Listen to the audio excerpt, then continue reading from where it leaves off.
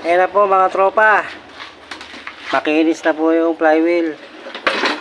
Isusukat naman po namin yung pyesa ng ilalagay dito sa gitna. Kung hapit. Yung tama bang hapit. Kung mag-i-slide o hindi. Ayan. Yung tamang distansya. Ayan mga tropa. Oh. Ayan, tornilyo na namin. Pag nahapit na po yan, 360 ang distansya niya. Pag nahapit na po yan, lumapat na, ibig sabihin ipit na yung clutch lining doon sa loob yun. Ayan po mga tropa, nakatornilyo na. Eh, i-check natin kung magandang pagdininan to, kung magre-release ng maayos. Ayan, diin.